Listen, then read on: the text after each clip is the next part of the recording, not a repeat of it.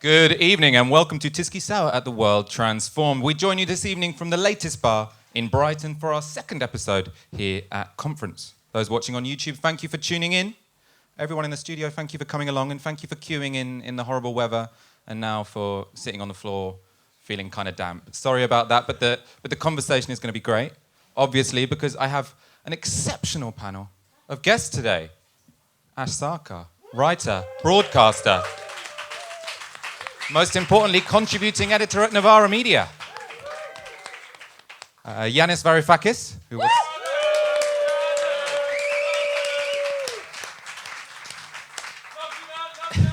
Yanis was Finance Minister of Greece in 2015 at the height of the standoff between the Syriza-led government and the EU. He left Parliament that year, but re-entered Parliament this year as an MP for the European Realistic Disobedience Front, a party he founded, and I assume a party you also named. Absolutely. They can't get rid of us. We keep returning. We fall down and then we get up again. Yes, we did name a party.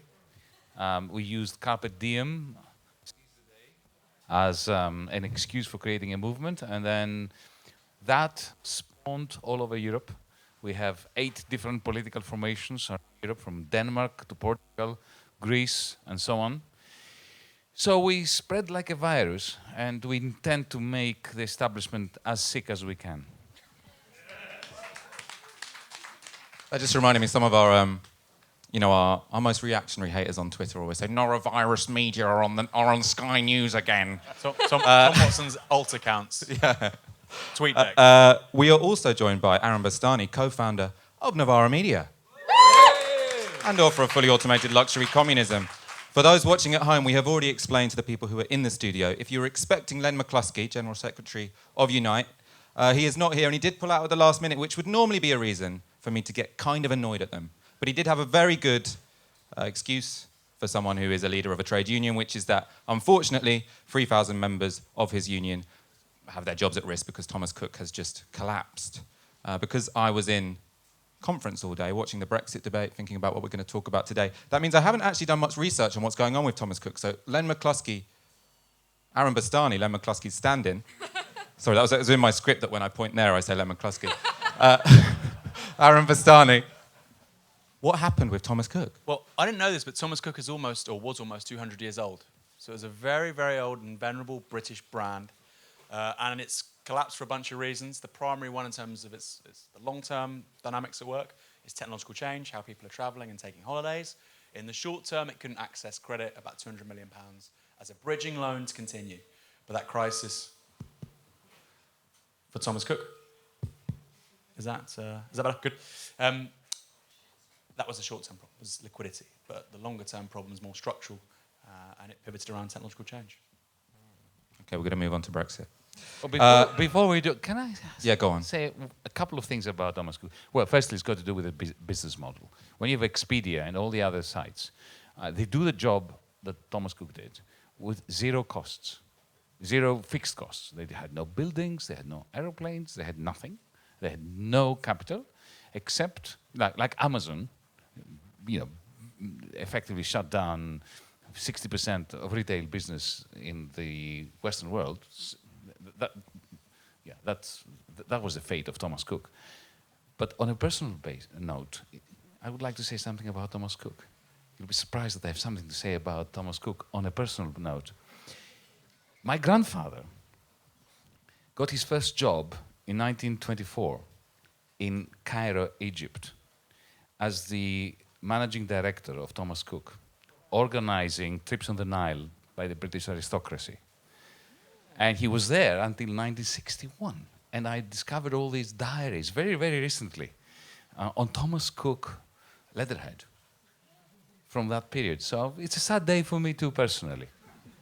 I was expecting a story about an 18 to 30 holiday from back in the day.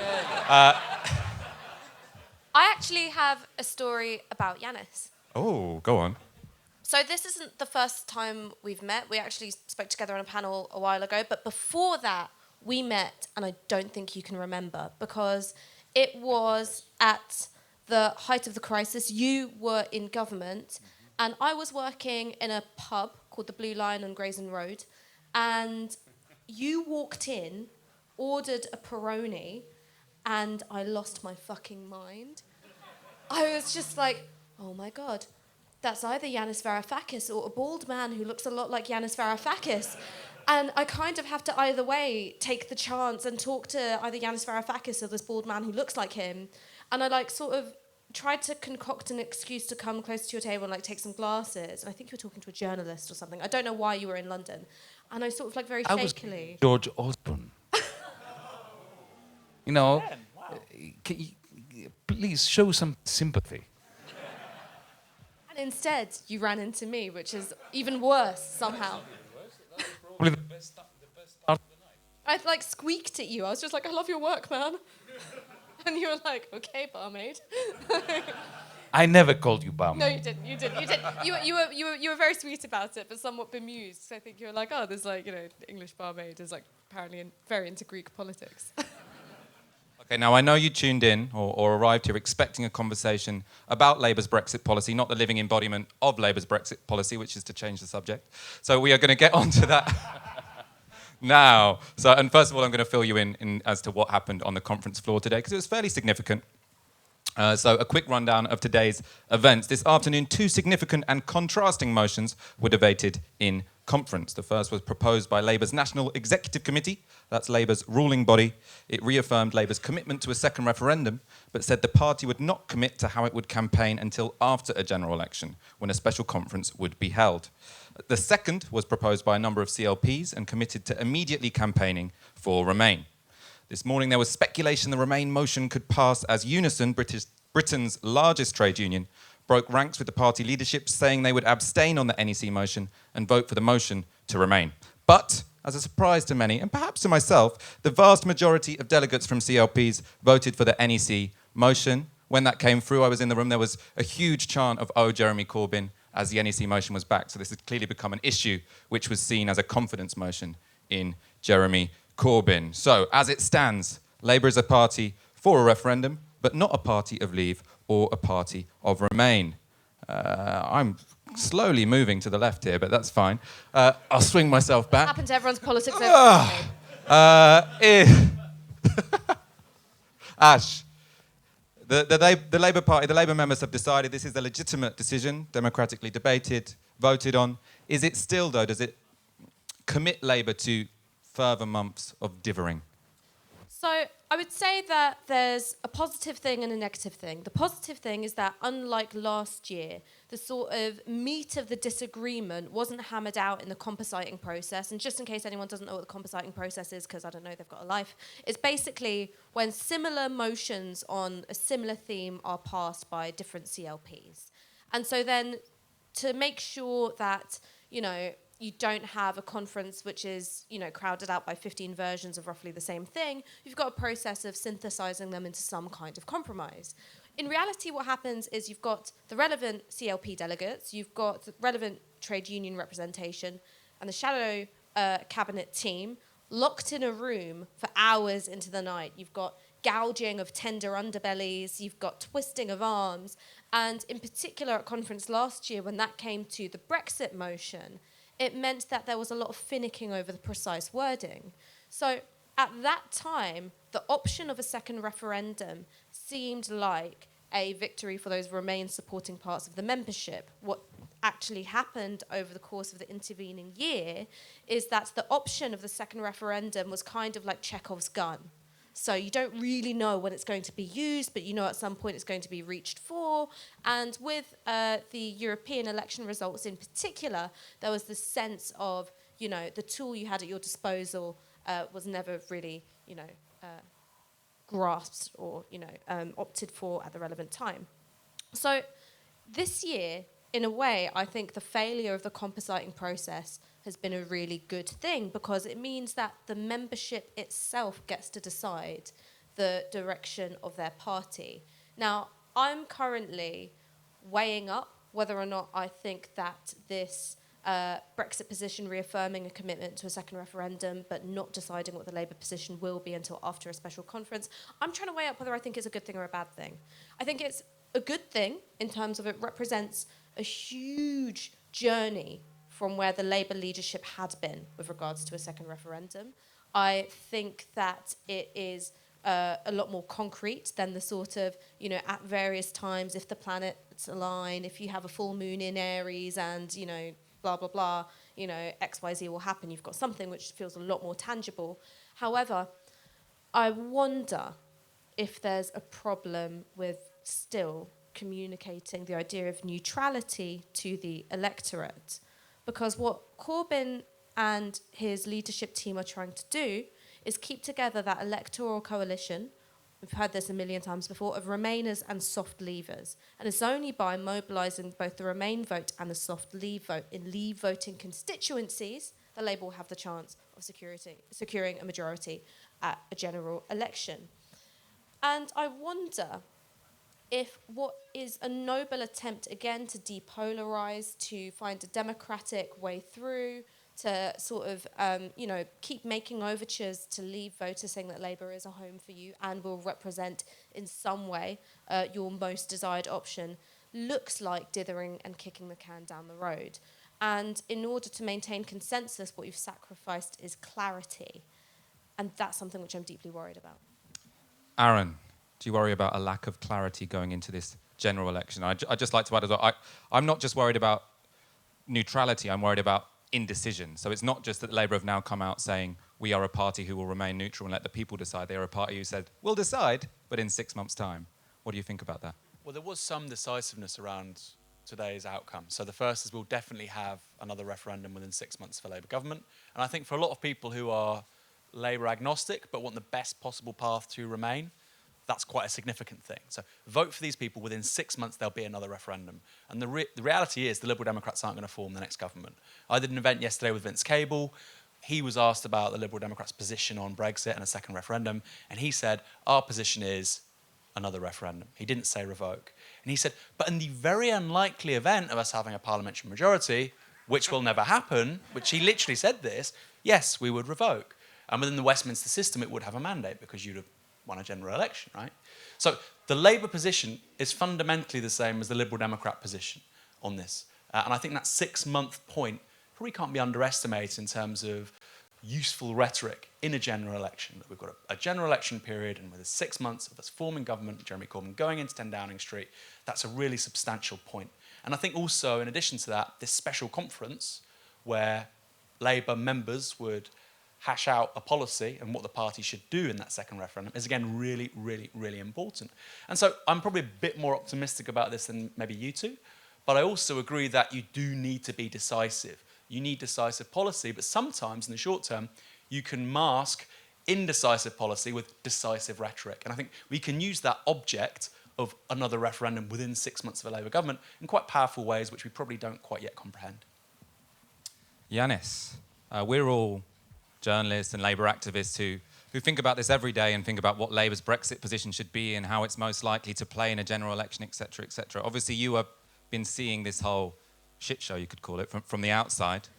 And I was wondering if, distance brings with it clarity. I don't know what you have thought about the last 3 years of British politics and the internal row in the Labour Party over how to approach the Brexit issue.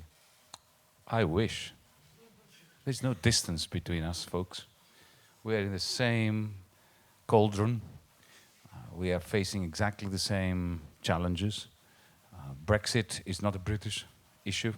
It's a European issue. It's an international issue. First item of news I read about every morning in Athens before I go to Parliament to fight our new Tory Greek government is Brexit stuff. From the Financial Times, the first port of call, always read the rag of the enemy.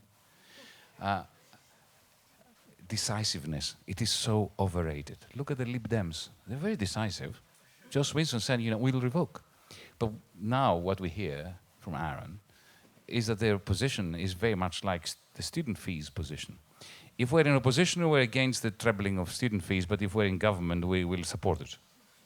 Thank you, I'm not interested in that kind of decisiveness.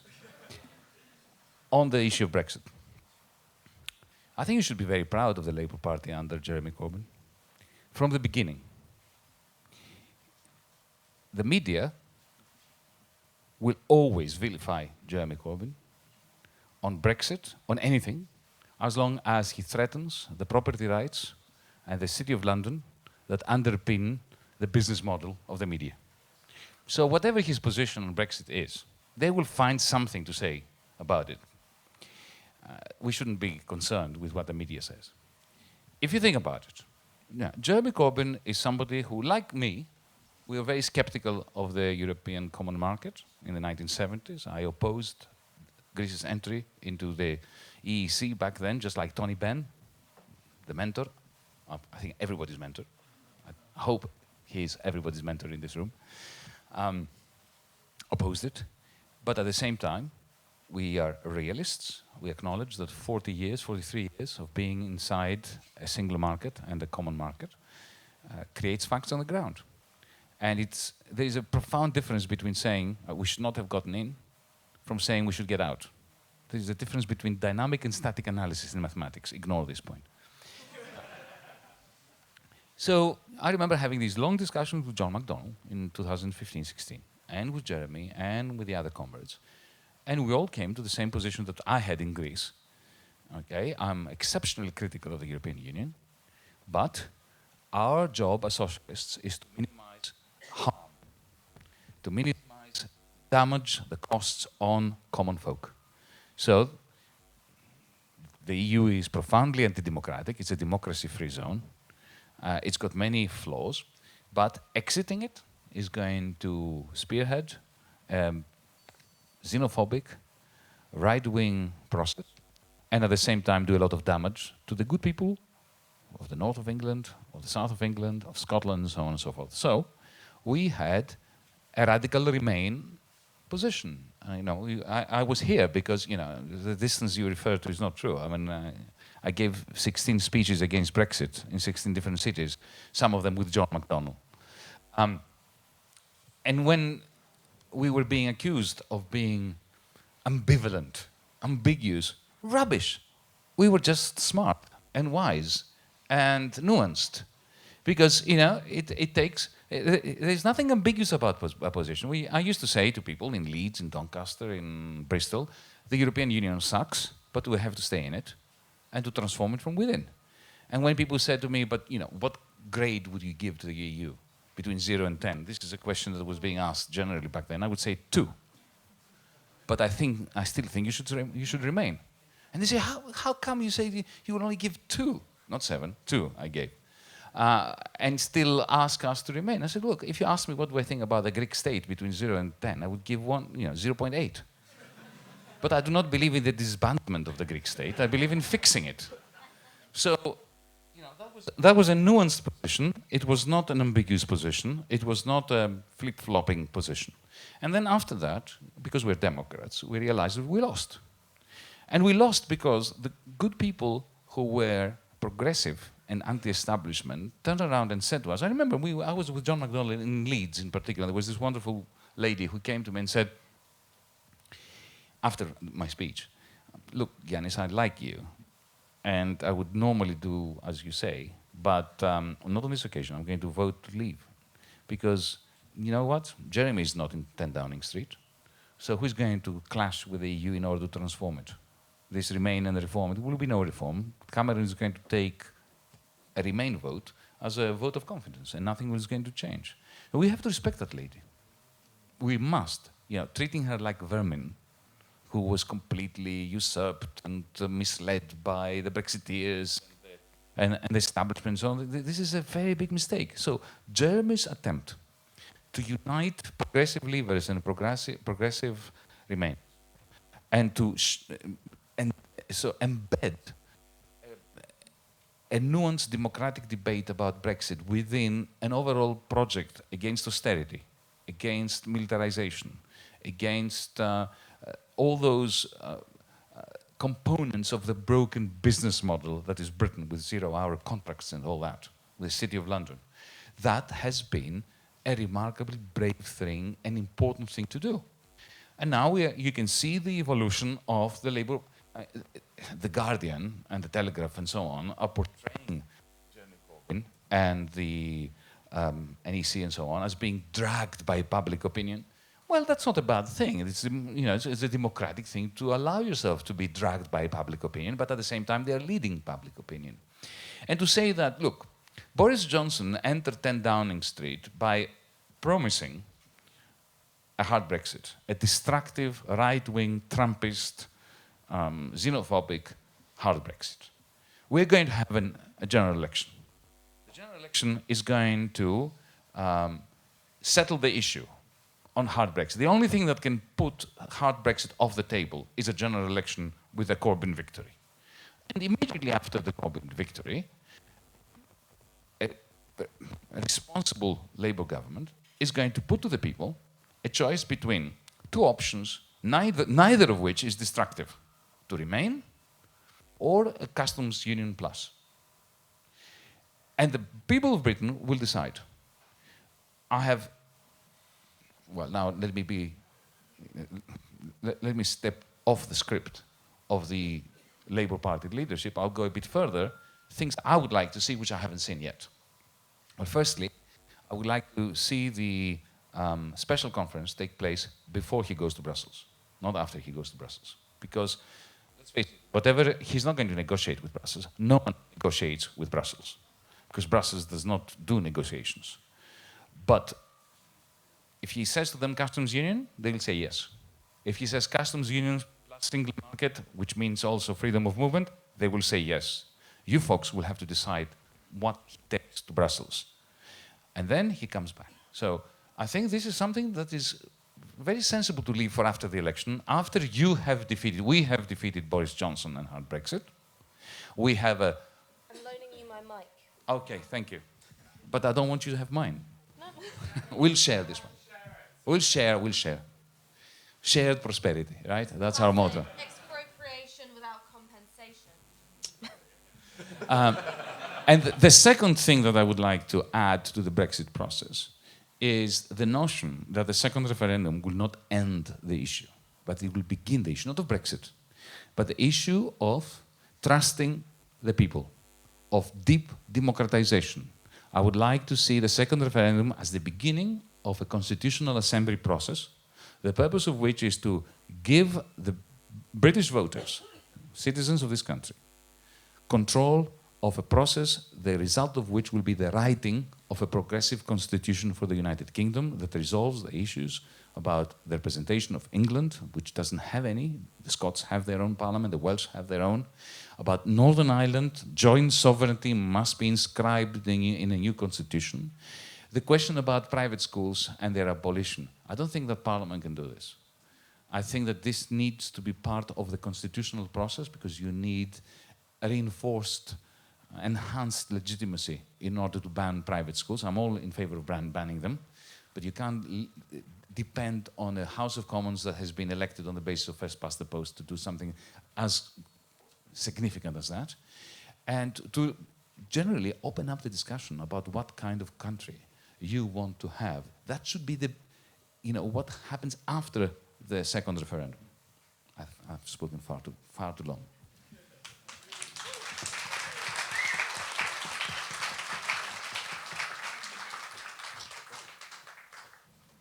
So, I've got a question for both you and for Aaron, and it's about some of the big picture stuff. Because I wonder, when we talk about Leave voters who also have voted Labour and perhaps will do again, if we are willfully steering ourselves away from the question of migration and freedom of movement, because it's a very difficult conversation to have on the left, where we might share all sorts of progressive values when it comes to the economy, when it comes to closing wealth inequalities, we might share all sorts of politics, actually when it comes to our analysis of many aspects of the EU. But fundamentally, and I think this was going to be the thing which I was going to be chasing Len McCluskey around the stage with, is there is still this sense that mass migration, whether it is from the EU or from non-EU countries, is a means of undercutting the wages of British workers. And it's something which I come up against again and again when I talk to lots of Lexiters. They say, how can you believe in freedom of movement? Ash, you're meant to be an anti-racist. It's a class of privileged, mostly white migrants. How can you be in league with a capitalist plot to undercut the wages of workers here. And I know what I say to that, but ultimately, after we have that conversation, we end up further away than when we first started. Do you see what I mean? Is it possible to have that conversation with Labour leavers, or strategically, do we leave it be? Come on, Yanis. Come on. You're a former finance minister. Come on. I'm 30 No years one is an expert on financial and economic matters. This is not like engineering. You can't have democracy if you think that some have more expert opinion on economics and finance than others. I'm So 30, you speak first. I'm 30 years at best from walking into 10 Downing Street with that coat. That's, that's in my future. Unless I go there for tea. Oh, it was number 11, wasn't it? When you saw George Osborne. Sorry. My mistake. I'll be quick. So I would say that it's absolutely possible to have very high rates of immigration and have... God, the sound is terrible tonight. My apologies.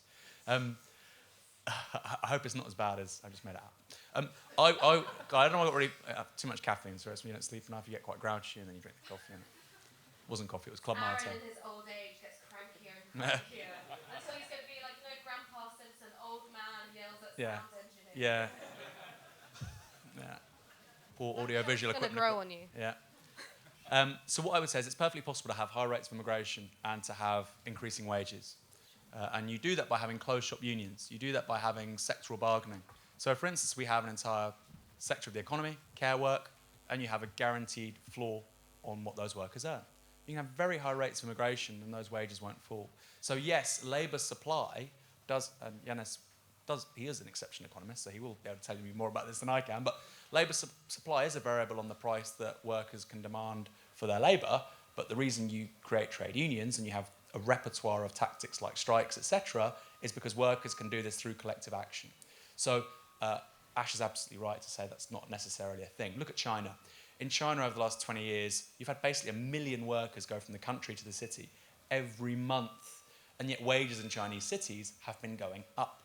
So the idea that just more workers means wages fall is a very weak understanding generally of the relationship between labour, wages and capitalist growth. So that's one thing. However, there is a deeper issue here which is around one of the great crises of the 21st century, which is very rarely mentioned, which is care and demographic ageing. And the reality is ageing populations will require more and more people to care for them. And there will be a parasitic relationship between the global north and the global south of us needing workers from these countries to care for ageing populations. It's almost a cheap input, right, to reproduce circuits of value in the global north. And the point is these same countries, slightly later, like Nigeria, like Somalia, like Tanzania, they're going to go through the exact same trends of ageing populations, falling birth rates, and they'll need care workers too. So we need to understand that there is the possibility of core periphery relations, of us exploiting countries of the global south in certain ways to sustain an economic model here, which, so that needs to be in the conversation around freedom of movement and migration policies and so on. But the point that Ash has made about freedom of movement necessarily means falling wages, categorically untrue. And there's very little evidence which backs it up. Keep the mic closer to your mouth and the sound will improve. Like that. It was your fault Eat all the mic. along. I actually want to get your answer on that in a moment, Yanis, because I want to, Labour are going to have a credible leave option. They're going to have to either negotiate that or agree that, and I think the question of freedom of movement will come up on that. Whilst the Labour Party are negotiating themselves leaving the EU, Novara Media are going to be negotiating leaving our shipping container in Bermondsey. And upgrading, moving out of a shipping container in Bermondsey to a slightly nicer warehouse 10 minutes up the road, slightly increases our costs, which means we have started a one-off fundraiser. We're trying to raise 15 grand in 2 weeks so that we can move to a nicer location, closer to the station. It'll be much easier for us to pull parliamentarians out of Parliament, I suppose, and ask them the questions that you want asked. As ever, to support Novara Media, please go to support.novaramedia.com and donate the equivalent of 1 hour's wage a month. We're going to go to your questions online at the end of the show. We're also going to take some questions from the audience. Yanis, it is now Labour Party policy to negotiate a leave option, a credible leave option. What should that look like? Customs union and single market with preservation of freedom of movement. In other words, stepping out of the common agricultural policy, the fisheries agreement, the EU Council, and staying in everything else. So harm minimization, harm minimization, while respecting the original will of 51.8% to leave, with a constitutional assembly process that may very well lead to the decision of this wonderful nation, or nations, I should say, to step back in a EU that has received a smack in the face by the British public. Because, you know, I fought for Remain, and I was exceptionally sad on that night when I found out that Farage had won. Gove had won. Johnson had won. But I can tell you that if you simply crash back into the EU now, there will be some very, very happy Austerian neoliberals in Brussels. And I don't want that. At the same time, I want to see harm minimization. But if the people of Britain decide to remain, that's fine, as long as we have a constitutional assembly process. But let me speak to the issue, the question about freedom of movement. And now I will speak like an economist. I hope that I will not be very economic-y. I will agree with Aaron and 100%. Look, there are two monstrous fallacies of the neoliberal right-wing establishment that we need to debunk. One is the fallacy that during a recession we need public expenditure cuts in order to balance the books of the government. That we already have debunked. I don't think you need a repetition of the flaws of this argument. The main point is that this is an argument based on the assumption that all other things are equal. All other things are not equal. When you're cutting public expenditure during a crisis, what you're doing is you're reducing incomes. If you reduce incomes, you reduce the tax take, and then you start resembling a stupid cat chasing his own tail. The more austerity you impose, the greater the budget deficit, and more austerity, more budget deficits, you know, it's a race to the bottom. Similarly, the second fallacy is this fallacy, the fallacy that to think that if migrants come in, if the borders are torn down and the migrants come in, they will drive, you know, the labor supply will go up, supply goes up, price comes down. That again is predicated upon the assumption that all other things will be equal. Well, all other things will not be equal. The migrants bring with them tremendous human capital, skills. They do jobs that nobody else would do. So average incomes rise. And therefore, it's not a situation where the same pie is being divided amongst more people. And we know that. Well, look, Greece is proof of both fallacies. Firstly, you had the harshest austerity in the universe, and the result was a constantly increasing debt to GDP ratio. So we've proven that theorem, that austerity never works. And we've proven the second theorem, that labor supply is not the issue. Now, since the crisis began, we lost 10% of the population to migration, the opposite problem to what supposedly you have. So 10% of the population left. What happened to wages? According to this theory, the labor supply shrunk, so wages should go up. Well, wages collapsed by 44%. So you see, we've proven both fallacies wrong. You mentioned the problem of democratics. I'll mention another problem. I remember I was in Doncaster, and there was this, again, wonderful one. It's old ladies impart immense nuggets of wisdom to me when I go to the north of England. I don't know why that happened. My grandma's going to be so happy when she hears you say that. There you are. So she said to me, you know, look, Yanis, I'm not racist. I'm a socialist. I've been in trade unions of my life, an 80-year-old woman. But you know what? You've got to acknowledge there is a problem with all this unchecked migration. I said, what is the problem? She said, look, the building I live in, you know, there is this flat next to mine, my next door flat. And there are 4 Romanian boys living there. And they are sharing. They have jobs, you know, badly paid jobs, but there are 4 of them. And they were lovely boys, and I really like them. And they look after me, and I cook for them, and you know, they're wonderful young men. But the fact of the matter is, because there are 4 of them, they have 4 wages, they can outbid a local family. when it comes to rents. And most of their money goes to their mothers and fathers, which is fantastic because it's good to have young people caring for their parents. And but they send the money out, the money leaves Doncaster, it goes to Romania. And then I asked her, I said, tell me about the history of that building. And it turns out that it used to be a block of council flats that had been privatized. So I said to her, look, the problem therefore is not the young Romanians living there. The problem is that this block of flats was privatized. So the problem is austerity and Thatcherism. It's not the Romanian boys. If you had more social housing, not less, the Romanian boys would be living in private accommodation. They would be able to afford it, as they do now, because this has been privatized. And they would be boosting the economy, even if they are sending money back home. So this is what we really must do. We must, deconstruct the toxic neoliberal austerian arguments, and we must not allow the left to fall prey to a right-wing xenophobic agenda which is trying to co-opt working class people to the interests of either capital accumulation or the fascists. This is what happened in the 1920s and 1930s. We must not allow it to happen in our midst.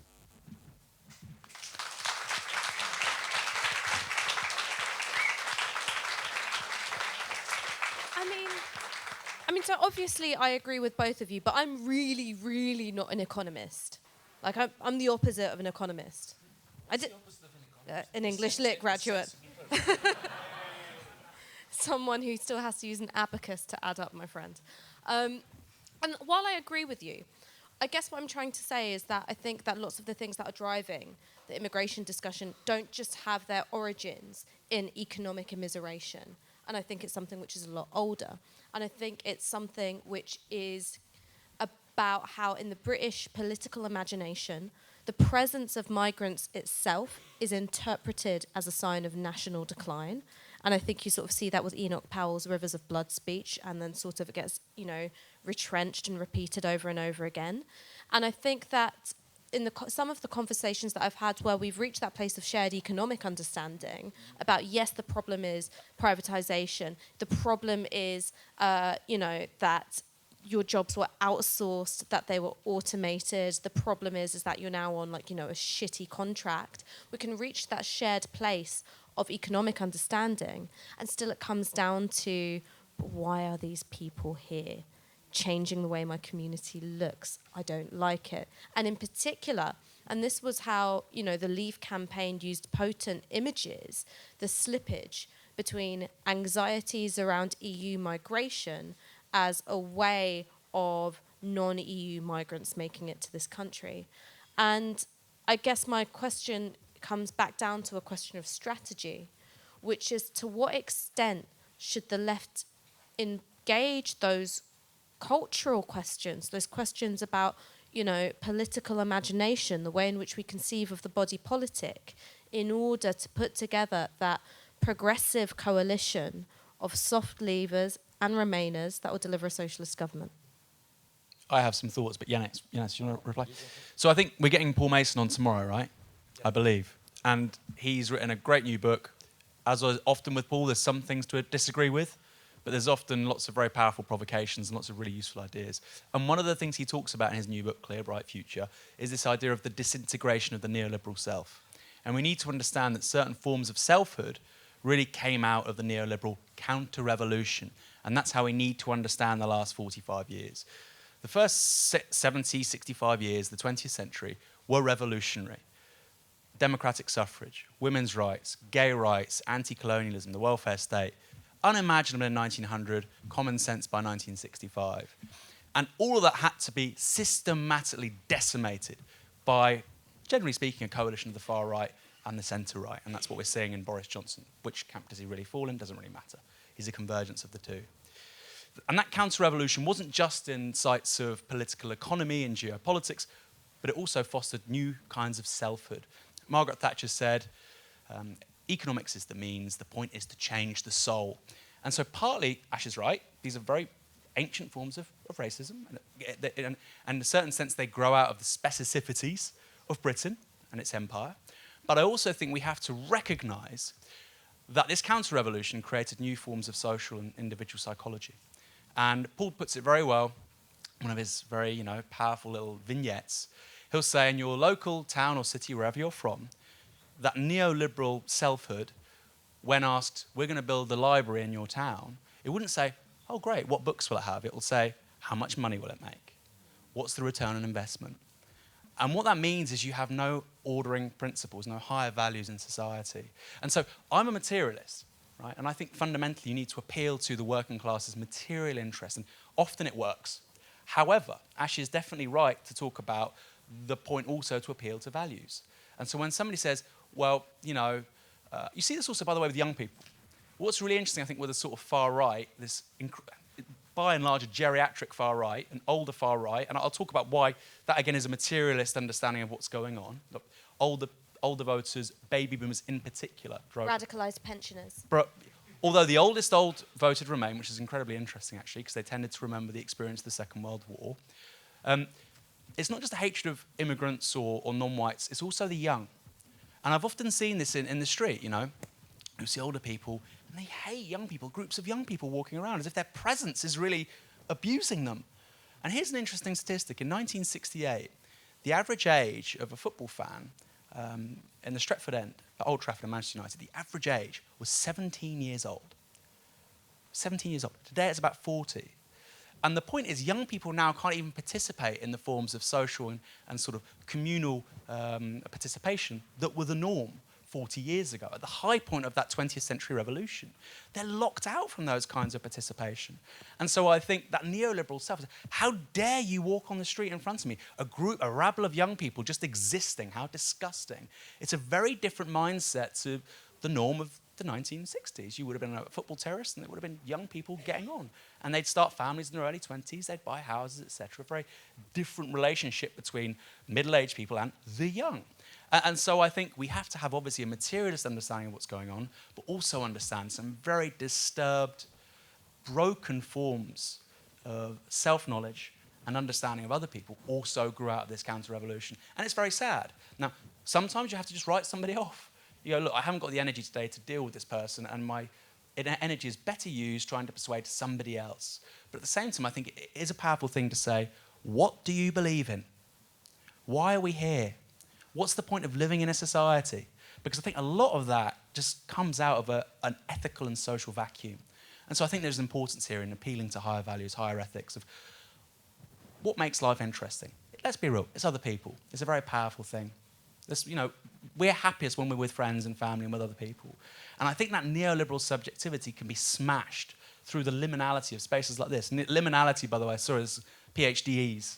Liminality is where you go into spaces where you can challenge, undermine, question assumptions about who you are and who other people are. And I think we need to create more of these spaces in society. Squats are the classic example. But generally speaking, they have massively constricted in recent decades. And I think if we do that at mass scale, actually a lot of these people who have these presumptions about how disgusting young people are, how disgusting black people are, if we have more of these spaces for shared togetherness. I sound very hippy-dippy here. But that's part of the project with a mass party.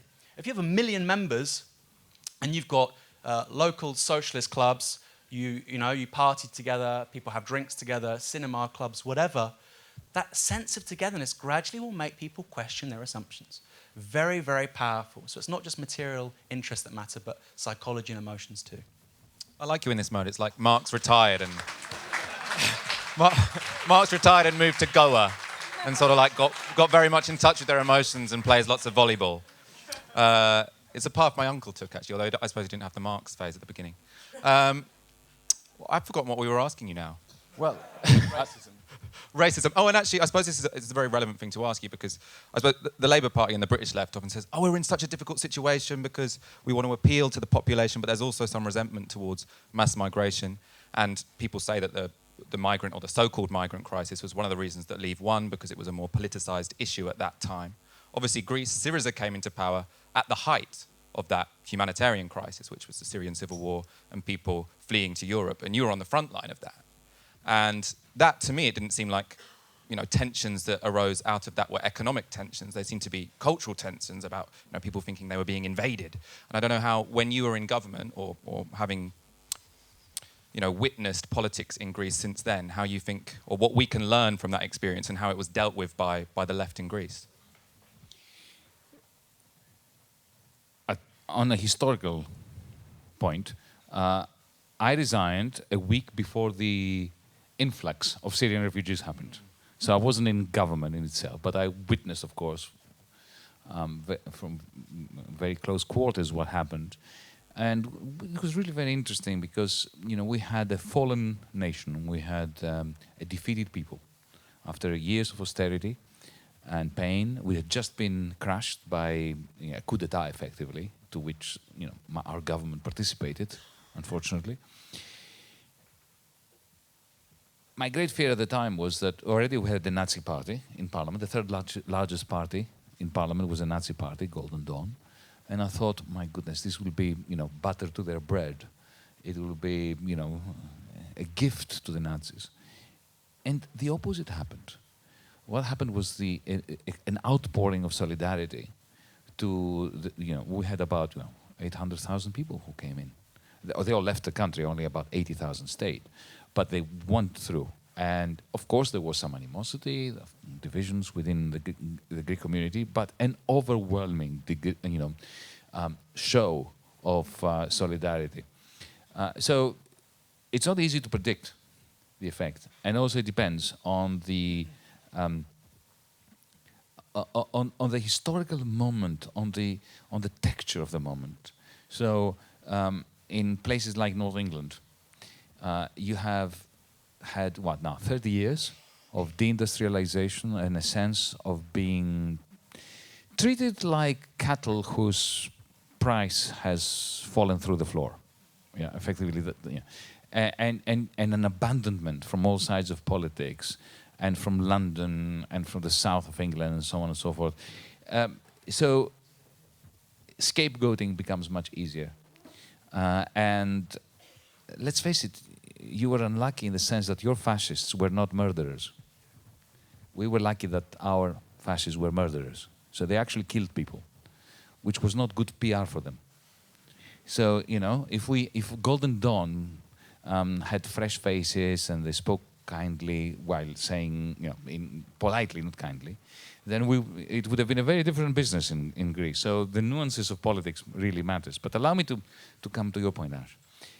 There's no doubt that the value system of people in those communities is crucial. It's not a question of just ending universal credit, investing more in public services, social housing. You have to take seriously the cultural milieu. There's no doubt about that. But I'm going to be very,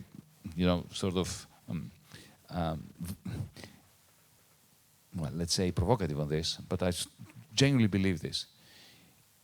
Xenophobia light is the worst antidote to xenophobia heavy. You cannot compete with the xenophobes by saying, we allow 20,000 people in the country, maybe we should make this 100,000. This is simply, effectively you're on a slippery slope. The only way you can change those values is by shocking them through radical humanism. Saying to them, look, folks, we believe in doing away with borders completely. And they say, what? Doing away with borders? Yeah, because we're all Africans.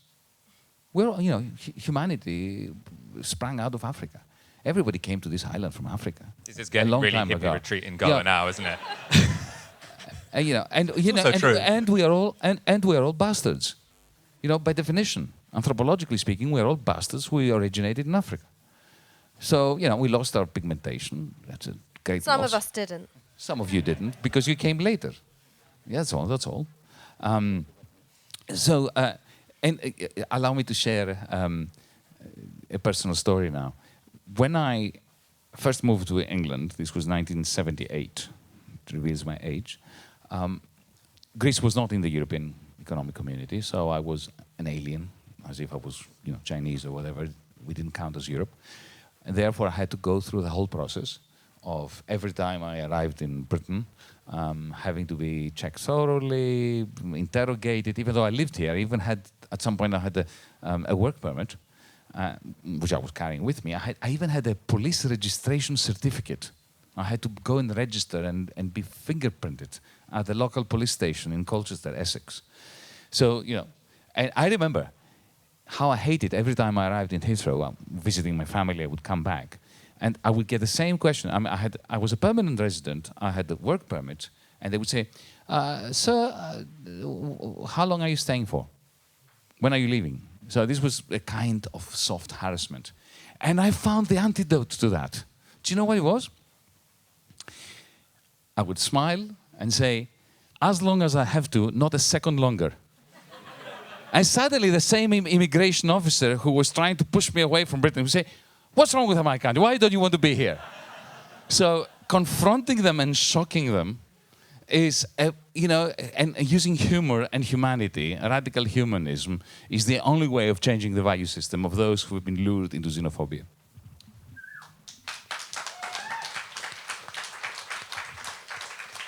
Ash, I feel like you might have a point building up, and then I'm going to go to some audience questions. Yeah, I mean, I believe in the antidote being radical humanism, and I also... Take Yanis's mic. Sorry, switch. Yep. So I believe in radical humanism. I also believe in the power of humour. That's why I act like a damn fool all the fucking time. But I think maybe where I don't buy your argument is that when the harassment is light, yes, you can respond verbally and expect that your performance of your own humanity will be enough for that humanity to be recognised. Whereas if you are a person of colour and the door is being shut in your face day after day, you can't even get a job interview, you can't rent a flat, you are being stopped and searched if you're especially a young working class black kid by police again and again. You make a joke to those cops, might not end up that they laugh along with you, let's just say that. So what I'm saying is that the shock value for me isn't just about an interpersonal shock value, it's the shock value of building political projects with demands which take aim at how institutions work. And yes, that goes along with humour, I'm a great believer in it. However, if one of my black friends was to hear someone say, oh, well, we're all from Africa, really, they would probably say, yes, but only some of us were enslaved. And only some of us are harassed by police on our estate in the place where we live every day. We're all from Africa, but how come I don't know where I'm from? How come I don't know even what my family name is? And so I'm not trying to say that these things are insurmountable, because I'm not what you would call a racial pessimist. I think these things are possible, and I think the creation of spaces like this are how you do it. However, I just don't expect racists to recognise my humanity when the nature of racism from the start is that I am other than human. Can I say? I actually want to go to audience questions unless... Okay. And it took me 3 decades to work out, with my father in particular, the survival and the coping mechanisms of BAME people who came to this country are remarkable. So my dad's obsessed with football. He's obsessed with it. And I thought it was just a thing. He loves football. And as I got older, I realised it was a coping mechanism for him to ingratiate himself with white people. Really? Because mine was ketamine. But yours is probably a bit less healthy. And I realised this on 2 occasions. Well, first I was getting a haircut, and obviously nobody was talking to him. It was just for these white barbers, this odd brown guy. And he says, oh, who's your team? And the guy goes, Southampton. And my dad goes, Mick Channon, FA Cup final, fantastic goal. 1971 or whatever. He goes, oh, you're a legend, mate. I was like, wow, he worked out this little hack. And so again, for people who aren't from those backgrounds, I think of myself as British, I'm mixed heritage, and because of the way I talk, I'm received in a different way to my dad, even though we look the same. I think we really need to respect the amount of work that goes into these kinds of daily interactions with these people. And yeah, it can be effective. What he does is really effective. Once he had a racist come into his taxi, being really rude, and my dad says, who's your team? He goes, West Ham. He said, 3 players have scored hat-tricks for West Ham in the Premier League era. Who are they? The guy ended up giving him a 10 quid tip. Right? By the way, it's Kevin Nolan, Paul Kitson, and Marlon Harewood. That's a really good pub quiz question. Yeah. No, and that's great, and people can do that, but we shouldn't expect that labour to fall on to BAME people. We need collective action forms of solidarity with white people, like Ash says, to dismantle institutional racism. One quick point. Oh, very quick, because we're going to go to questions, Yanis. Come on. Definitely be very quick. Look, I bow to every word you said. But We all do. We all do. We all do. But I don't see why that counters my point that when you have value-based xenophobia, you have to confront it head on. We agree entirely on this. But, adopting a policy of restricting freedom of movement is not going to help defeat the whole phenomenon that you described. Diversity of tactics, comrade. Now, that was a quick point. Okay. This is from Liz Hall, who is watching on YouTube. What did the panel think of the Left campaign? And I've forgotten what that stands for, but it's the Lexit campaign, fundamentally. Remain means no Corbyn manifesto. There won't be time to reform, even if it was possible. I'm just going to stick to the question, because I got confused at the bit that follows it. Lexit, is it dead? It's not dead, unfortunately. It should be. Okay, so why should... Because you're talking about... You've said Labour should negotiate a deal. I suppose the deal that you're saying Labour should negotiate, is that Lexit? If we leave on that, is that Lexit or is that something else? Before we talk about the deal, the left-wing criticism of the European Union is entirely legitimate. But you need a leap of the imagination to go from criticizing the EU to the conclusion that we should disband the EU. Because disbandment of the EU is going to unleash demonic forces of deflation, recession, unemployment that will feed the serpent's egg, or actually, the serpent, and the serpent would then lay lots of eggs, which will then hatch. My metaphor is running away from me. So you're Okay. an economist and not a zoologist. That's correct. I have no idea of how the natural world works. So my criticism of Lexiteers is that they are confusing a valid criticism for a policy. We should not try to disband the EU. We should try to reform it by clashing with its establishment from within. This is why I was supporting Remain in 2016. If I am now reluctant to go out all guns blazing in favor of Remain and against a Norway Plus agreement, it is because I want to respect those who disagreed with me and voted for Lexit even, and also not to go from crashing out to crashing in a way that effectively makes David Cameron and Tony Blair very happy. I mean, look, you know what I think about Lexit. Okay, let's go to a different question then. No, come on, Ash. I mean, Yanis gave a really, it's a big question. it's a big question. Okay, so here's the thing about Lexit, is that I'm a big fan of Marx, and one of the lines I go back to again and again is it is men who make history, but not in conditions of their choosing. And so I look at the conditions which are not of our choosing. Was the Leave campaign a result of progressive social forces? No, it wasn't. Do we have a socialist government in charge of shaping the Brexit agenda, both in terms of the institutional arrangements and the political culture here? No, we do not. So the question for me is always, Boris Johnson is the Prime Minister. Girl, how are you going to get a fucking Lexit? No, but the point is this would be after a general election anyway, so that's a bit of a cop-out, because we would have a Labour government at that point. You would win a general election, mostly because you have mobilised Remainers. Well, that's an open question, isn't it? Which is, no, but that's a fact. That is a fact. The easiest way to check, to see if someone had voted Leave or Remain in 2016 was whether or not they voted Conservative or Labour in 2015. That was the sort of, easiest, demographic identifier. So you're going to have to win because you've mobilised Remain voters along with soft leavers, and you're going to interpret that as a mandate for a slash and burn exit from the EU. Like, I'm confused. That's all I'm saying. How confused are you, Aaron? In a word, by the way, you want pithy answers? Yes, it's dead. Yes. Why? And this is from somebody who's a Eurosceptic. Firstly, it would have been possible in 2016 for Britain to leave, to stay in the single market, to actually more or less do what Labour may eventually oversee, and that would be a perfectly powerful thing for us on the left. It would have been an act of solidarity with Greece, etc. However, when you start talking about leaving the European Convention on Human Rights, the European Courts of Justice, leaving the single market, ending freedom of movement, that's not the same thing. And so what I would say is, to those who say, well, we should fight for Lexit, a few things. Firstly, the terrain has changed. Brexit now means leaving these institutions.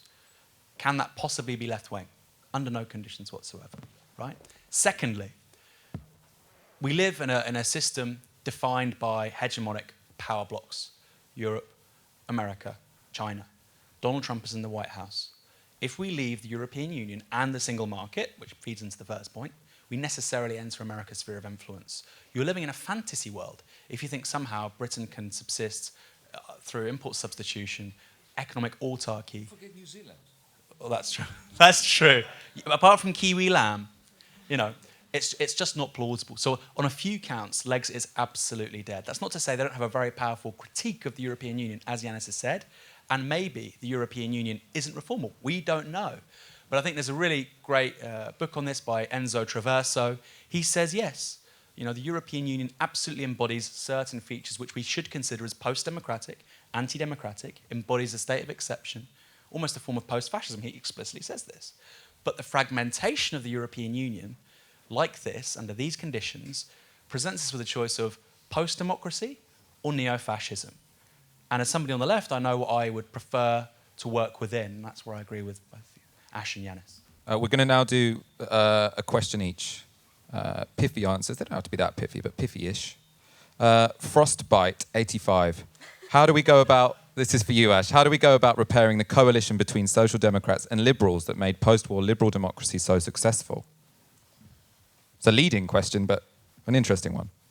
I don't know how good I am at talking to liberals. I'm not sure if I'm the best person to answer this question. Okay, does anyone else want to take it? Yanis. I won't say anything. Yanis. Yanis. Very happy to take this. Well, the liberals don't exist. Ooh. They've committed suicide the moment they empowered David Cameron and George Osborne. No, but this And isn't just liberal only democrats. did they empower. Pardon? I think this is liberals in general as a, as a group of people, as a value system. What does that? But it's impossible to define liberals. If you're talking about the Liberal Party or the Liberal Democratic Party, we can talk about it. Yeah, and they don't exist anymore. They are completely insignificant. They also declare themselves not to be Democrats because they decided to revoke Article 50 without a referendum. So they've made themselves both contemptuous and irrelevant. As for liberals, I'm a liberal. Marx was a liberal. The greatest liberal to have walked the planet Earth was Karl Marx, who set out a fantastic project of emancipating humanity, of liberating humanity. The left began in the 19th century as a movement for freeing people. And the beauty of Das Kapital, for instance, was the way in which he described so eloquently, epically, I would say, the way in which capitalism enslaves humanity. And by humanity, he didn't mean the working class only. There is this wonderful passage in which he describes the way in which the marketplace terrorizes capitalists, because competition forces them to destroy their own souls by exploiting workers, because if they don't exploit workers, others will exploit workers, and then they will face bankruptcy and the prospect of becoming proletarians. And this is done with affection for the plight of the capitalists. And so the left was always about liberation, about freedom. We lost the plot when we switched from the pursuit of liberty to the pursuit of equality. Because Marx was absolutely contemptuous of the idea of equality. Absolutely contemptuous. Remember what he was saying to Citizen Weston in the First International? He was saying, equality of bloody what? He didn't use the word bloody, but that, he could have done. Equality of what? Income? Well, what happens if I'm disabled and you're not? In order to have equal life prospects. Whatever you define equality of, you end up with a kind of paradox. So the whole point is, if you want equality, we should all be equally free of fear, of want, of disease, of not knowing what we're going to do with our kids, education, and so and greening the environment, and so on and so forth. So we, the left, the Marxist left, are the only liberals I recognize. Can I add to that? I know it's not. I'll try my best. So when I was actually talking to 3 self-described liberals yesterday, and they said, what do you think of liberalism? And I said, I think a proper liberal is a socialist. And here's why. Because I think that each individual is uniquely placed to determine how they live their life. You think that too. So did J.S. Mill. But it means absolutely nothing unless you have access to the resources to determine what kind of life you want to live. I think each person should be free to do what they want. Well, if this person can access education, healthcare and housing and information and transport, but this person can't, that person's not free. And so I think Yanis is absolutely right. You need to talk about liberty. And so we can talk about liberal ends, for sure. But liberal ends can't happen with liberal means. Liberal ends of self-emancipation and self-realization can only come about with socialist means, through universal access to certain goods which we all need to live the kinds of lives that we uniquely are allowed to author. So I don't see that as a duality there necessarily. And what I'd add finally is that liberals today adhere to a certain economic orthodoxy, which makes completely impossible the social ends they claim to so, powerfully desire. And at the same time, actually, the economic orthodoxy they're obsessed with upholding is disintegrating any possibility of social liberal societies. So Yanis is right. We're 2 sides of the same coin. That said, most people who identify as liberals, liberal Democrats, are a waste of time. They're Tories.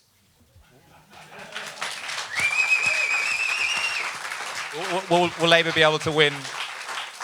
Will Labour be able to win a general election with that attitude towards people who identify as maybe not, but I'm giving you an honest answer. Joe Swinson is how I we're not talking about Joe Swinson, though. The people who identify as liberals in society, But that's the as thing. a coalition. And that's, I think that we've interpreted the question in 2 different ways. So I did a talk alongside Christopher Snowdon from the Institute of Economic Affairs. So, real neoliberal fundamentalist, one of those people who thinks that everything is slavery apart from actual slavery, And one of the things that I opened my talk with is saying, well, you and I believe in the same thing, which is the maximization of individual liberty. And I think you can only do that through collective means. I also said, and it was an audience of Tories, that if they were serious about saving capitalism, they would vote for Jeremy Corbyn. But the reason why those comments work as provocations is because you are working against how people understand those words. And so then you have to start thinking about liberals not as those who hold liberal values and want to pursue liberal ends. We're talking about people who see themselves as holding socially progressive views, have a degree of what they would identify as economic pragmatism, even if we realise that that's a load of fraff, and also define themselves by being bulwarks against populism. And this is where Jo Swinson is so important. Her loathing for Corbyn is not merely a tactical loathing, which is knowing that she needs to hoover up those sweet, sweet Tory Remainers. It's a real loathing because she sees him and she sees his party as having been taken over by entryists, even though the Labour Party's internal democratic mechanisms are less democratic than the Liberal Democrats' internal democratic mechanisms. She sees fundamentally the movement of 500,000 people, which constitutes the Labour movement, as immoderate, as angry, as hectoring, unreasonable, hateful. And those are the people who now define themselves as liberals. So how you enter a conversation on that emotional terrain, well, one of the things that I would emphasise is, well, if you want a pathway to Remain, here's Jeremy Corbyn. If you want to reduce economic and wealth inequality, here's Jeremy Corbyn. If you want a progressive migration agenda, here's Jeremy Corbyn, Diane Abbott, and a movement that's fighting for it. But if all you want to do is wear an EU beret, and when we fall off the cliff edge of a no-deal Brexit, say, I was right, vote for Jo Swinson.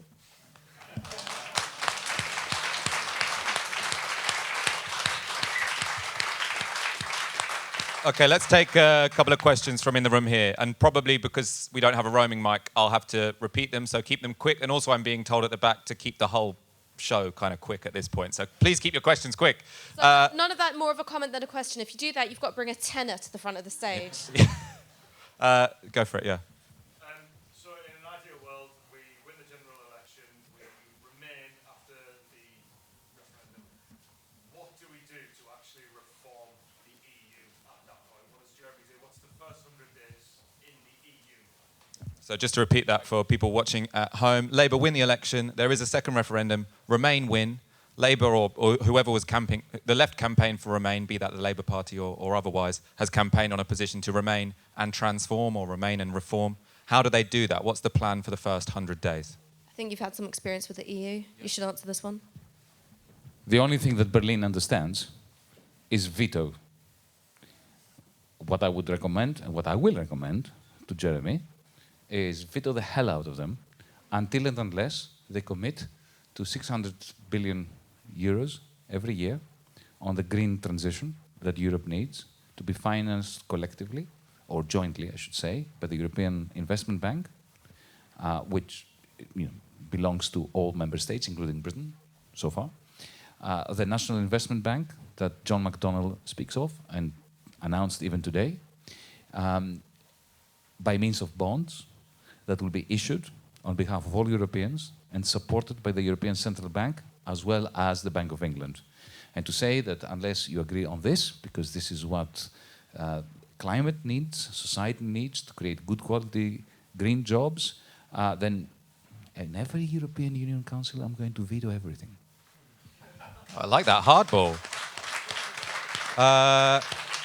Any more questions? Yeah, especially if there's any women with questions as well, I'll prioritise. Ladies, come on, don't leave me hanging. Gender balance. But yeah, what's your question?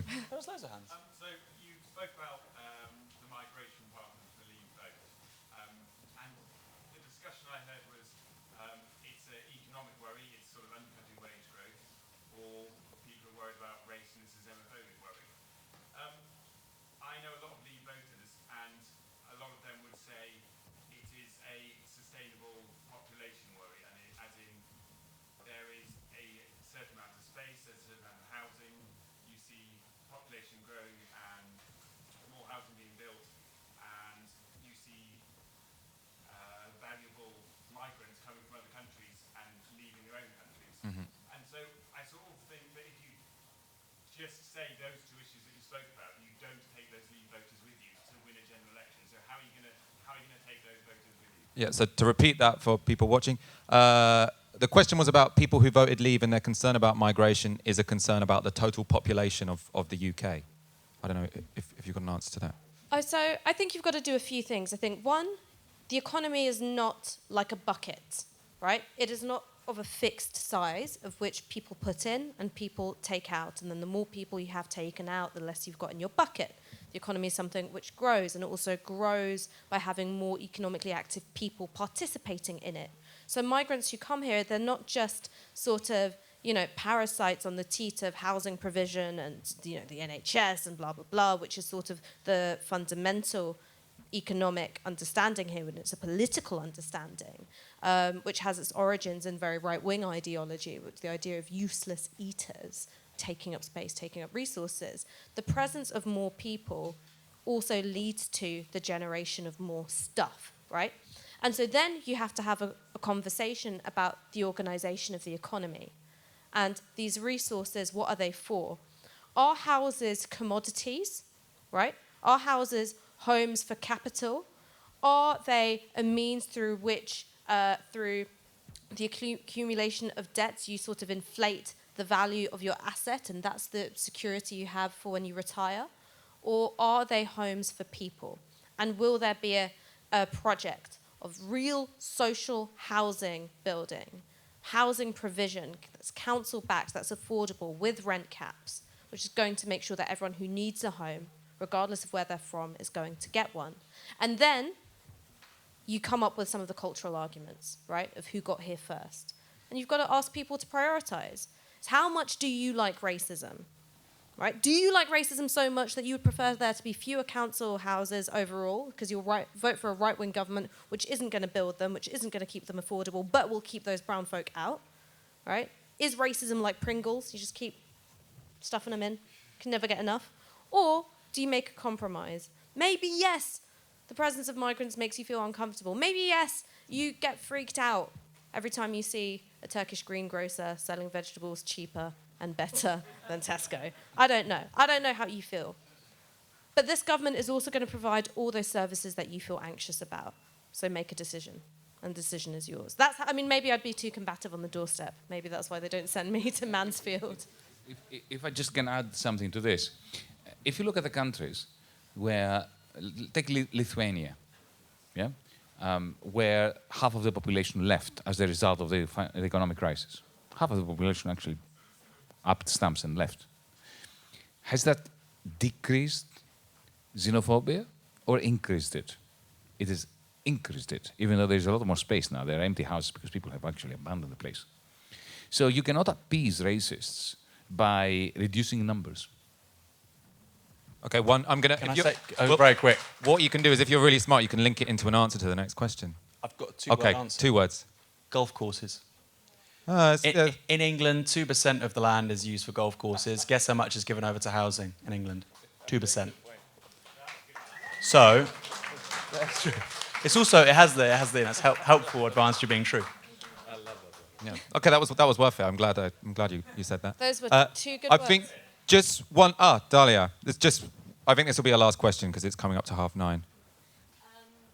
So, like, I just wanted to ask a question about, like, the kind of Remain, Reform, Revolt argument has been developing, and it's something that I'm kind of glad to see being fleshed out.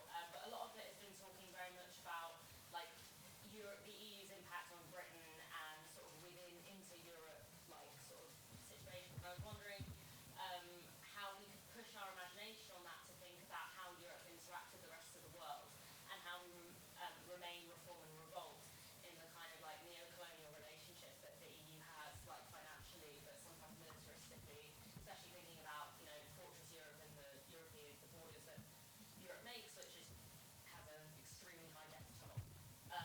So yeah, I was wondering if the panel had. So that's going to be the final question for the whole panel. So everyone's going to get a chance to answer that. If you've got any final points, you can link them into that. And for people on YouTube, that was a question about reforming the EU, not just in terms of how it deals with the populations of its member states, but its relation in the world. So how do you transform the way that it deals with the global south, migration, trade, etc. So who wants to go first? There's one thing which I feel really, really strongly about in terms of how the EU functions and the relationship between its approach to international development and how it's twinned with the project of Fortress Europe.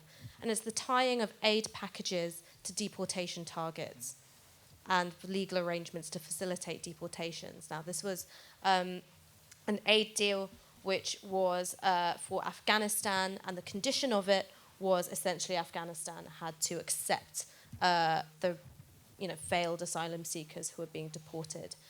And I think that this is something which a Corbyn-led government should spearhead, particularly because of his history in the anti-war movement, the fact that he is a dedicated anti-imperialist, that Britain's international development strategy will be changed drastically, rather than pursuing just sort of giving aid money to, finance the most corrupt and parasitic capitalists that developing countries have to offer, is actually putting it in to develop and strengthen their working class organisation, and just getting rid of this completely ghoulish system by which, in order to pledge money to fix countries that we helped bomb into destruction, they will have to accept the refugees who are fleeing that very destruction. For me, that's a very simple point that needs to be made and something that a Corbyn-led government must pursue. You sure? So, I guess I'd have three policies. The first would be to end the Dublin Agreement in regards to the first country that non-European migrants come to. They have to stay there and seek asylum there. We have to end that because it's not working. And we need to show European solidarity and actually have a more egalitarian distribution of displaced people, and they can live in places which aren't just Greece, Malta, Italy, etc., or Central and Eastern Europe. That's the first one. The second is we need to renew what was called Operation Mare Nostrum, which was being run by the Italian state for about a year. It was an extensive search and rescue operation across the Mediterranean. It was closed for a far more limited effort, which is only about 7 miles around the Italian coast, to get people who are coming from boats from North Africa. So I'd restore Operation Mare Nostrum. Then the third thing is we also need to extend a Green New Deal, not just on a pan-European level, but also to North Africa and also to the Middle East. And this will do a couple of things. It helps them address climate change. It helps them deal with declining crop yields. It creates jobs. It creates investment. It helps foment increased levels of social solidarity and social cohesion. And obviously, in places like Libya, massive amounts of FDI, foreign direct investment going in to help a Green New Deal will be very, very helpful.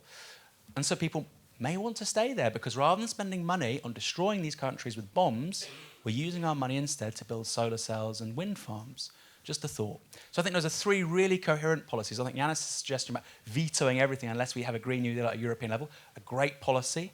And I think those are three ideas that a Labour government could also pursue. And it's now really incumbent on us as members. And look at the stuff we're getting through at conference every year. It's crazy. This is the stuff that we can get through at conference next year. So if we stay in the European Union, we want to pass a motion for extensive search and rescue operations in the European Union to ensure that there are no more corpses being washed up on the shores of southern Europe. It's unacceptable and we're going to stop it.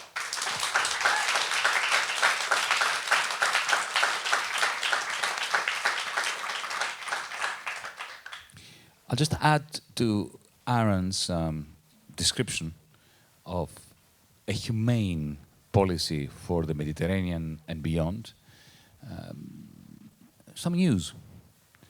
Do you know that the mayor of Palermo in Sicily, who is a friend and a comrade of DiEM25, our Democracy in Europe movement, every time there is a boat of refugees that arrives in Sicily, he makes a point of being there to welcome them and to hand out municipal identity cards that allow them full access to all the public services of the municipality of Palermo. Now, how about just generalizing that policy? And now we'll finish with some news, more news, if you want. In January, DiEM25 and the Labour Party, we are going to have a conference in Brussels that will be an extension of the International Social Forum that we had last July in London. And the whole point is to put together, based on the experience that we've had in creating a transnational council and European Green New Deal as DiEM25, to take this further, not just to North Africa and the Middle East, but to create an international Green New Deal with comrades and organizations and movements and municipalities and trade unions from India, from Africa, from Asia, from Latin America. We have Lula supporting this and Haddad from Brazil. We have the President of Mexico supporting this. We have the Democratic Socialists of the United States supporting this. So we're going to take this further. John McDonnell and I have had this discussion yesterday. This is, if you want a news flash for your podcast, we're going to pursue this very energetically, and we're going to pursue it a lot more efficiently if you elect a Corbyn government.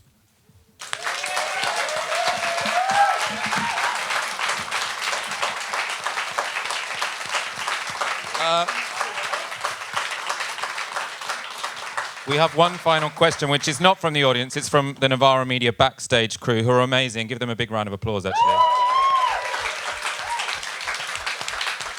Which is that, in honour of your advice to Jeremy Corbyn, which is play really fucking hard when he's in negotiations with the EU, these are the Fug Life glasses. Which is going to make a nice thumbnail for this show. Yes, na. Okay. Thank you, Aaron Bastani. You've been a fabulous last-minute replacement. You can always pull it out of the bag. That's good to hear. Well, I was meant to. They said, "Look, Aaron, we're going to need some dissenters, so just kind of try and ventriloquise the sorts of things that Len would have said." And I think I probably didn't do that, sadly. Maybe I did. I mean, I'm not going to. But you know what? You're our first choice, second choice. Thank you. I mean, that is true. I did go to you first. Yanis Varoufakis, thank you so much for joining us this evening. It's been an honour.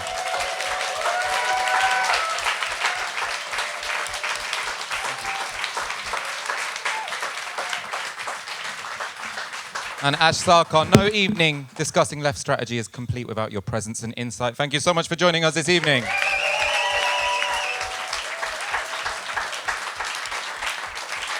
And as ever, thank you to our YouTube audience. Thank you to the latest TV bar for hosting us. And thank you for everyone who has come here this evening and your fabulous questions.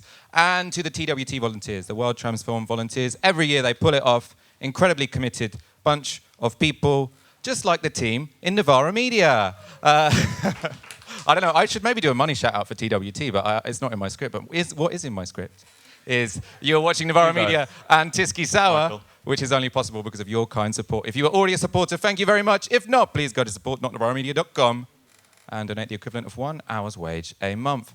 In part, so we can move studio before a general election. That is the plan. In any case, good evening on YouTube. Good evening to everyone who is here. Have a wonderful evening. We'll see you tomorrow with Paul Mason, Grace Blakely and David Lammy to discuss the future of Labour.